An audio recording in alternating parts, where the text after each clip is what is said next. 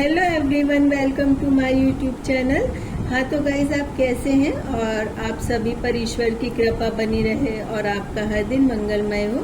तो गाइज, आज मैं अनामिका जूबी की स्टोरी का पार्ट 13 लेकर आई हूँ। और अब तक मैं अनामिका जूबी की स्टोरी के 12th पार्ट का ऑडियो डाल चुकी हूँ। और मुझे नहीं समझ आता कि आपको स्टोरी पसंद आ रही है या नहीं। मुझे ऐसा लगता है कि शायद मैं बहुत धीरे बोलती हूँ। तो मैं आपको एक बात बता दूँ कि ना, जब मैं बहुत ज़्यादा तेज़ बोलती हूँ तो जल्दी थक जाती हूँ। तो गाइज, आज मैं अनामिका जूबी की 3rd स्टोरी सुना रही हूँ। और स्टोरी का 12th पार्ट आते आते अनामिका एकदम सड़क पर आ गई थी। ना उसका परिवार साथ था, ना शहर, और ना उसके अपने, जिनके मिले दुखों को जीवन समझकर जिंदा रह रही थी, क्योंकि दूसरा शहर उसका बेसब्री से इंतजार कर रहा था। और अब उसको पहले से भी कई गुना डरावना दिन, जो काले अंधेरों से भी ज्यादा सुर्ख था, और जहां सारे दुख खत्म होने के बाद दुखों का आरंभ होता है, वो सिचुएशन उसके सामने आने वाले थे। और अब अनामिका की आत्मा से लेकर शरीर तक खत्म हो चुका था, क्योंकि अब वो मानव शरीर के रूप में सिर्फ कंकाल रह गई थी।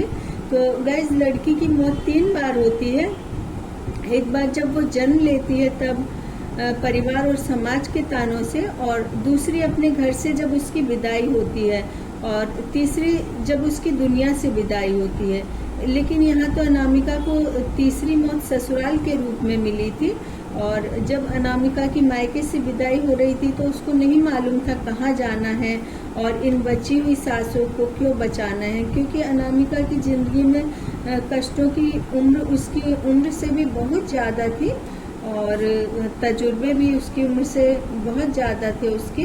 और जो उस पर गुजरती थी उन बातों को वह ज़्यादा महसूस नहीं कर पाती थी। लेकिन अनामिका में एक खास बात थी जो उसको औरों से अलग करती थी, कि वो कभी भी न परिस्थितियों से भागती थी और न जिम्मेदारियों से। और हर परिस्थिति से जीतना शायद ईश्वर का दिया हुआ आशीर्वाद था उसको। और अनामिका की विदाई के कुछ देर पहले ही अनामिका बहुत तेज रोने लगी। तो सभी ने सोचा कि दूसरे शहर में जाना है, शायद इसलिए रोने लगी है। लेकिन उसकी क्लोज फ्रेंड उसकी सब बात समझ जाती थी, और वो अनामिका के लिए खाना लेकर आई। सभी ने कहा, इस वक्त ये इतना रो रही है तो तुम खाना लेकर क्यों आ गई? लेकिन अनामिका ने सारा खाना खा लिया। और अनामिका की फ्रेंड ने कहा, मुझे पहले बता दिया होता कि तुझे इतना तेज भूख लग रही तो मैं खाना लेकर के आ जाती। तो अनामिका के लिए उसके घर का ये आखिरी भोजन था, क्योंकि इसके बाद तो वो अपने घर की मेहमान बन गई थी।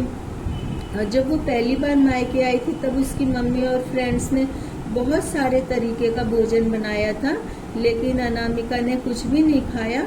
और वो कोई नजरों से सारे घर में मालूम नहीं क्या ढूंढ रही थी। और उसकी मम्मी ने पूछा कि तुझे क्या हो गया है? तो अनामिका क्या बताती कि उसको क्या हो गया है।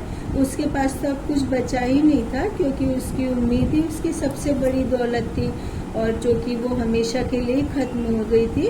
और जिस शहर में अनामिका शादी होकर के गई थी उसको वहाँ पर कुछ भी अपने जैसा नहीं लग रहा था, क्योंकि वहाँ पर ना जैसे वो जिस शहर से थी, ना तो वहाँ की लैंग्वेज और ना ही वहाँ का रहन सहन, कुछ भी उसको अपने जैसा नहीं लग रहा था। उसको अपना घर बहुत ज़्यादा याद आ रहा था। और अनामिका के एक प्रतिष्ठित परिवार में शादी हुई थी, लेकिन शादी से काफ़ी समय पहले एक दुर्घटना की वजह से सारा परिवार बिखर गया था। लेकिन अनामिका के आने से सारे घर में रौनक आ गई थी।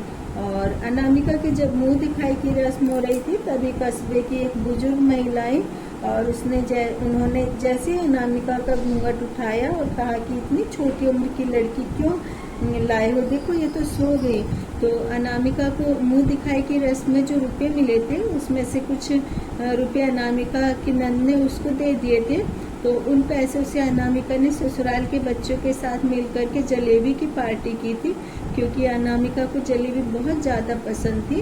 और अनामिका का व्यवहार कलश चैनल की गहना की तरह था, क्योंकि उसको जो बोलना होता था वो बोल ही देती थी। और उसके कज़न ने उससे ना कई बार मना भी किया था कि ना, तुझे ऐसे किसी के मुंह पर कुछ भी नहीं बोल देना चाहिए, किसी को कहीं बुरा लग जाए। लेकिन उसके अपने कज़न से भी इसी बात पर ही लड़ाई हो गई थी।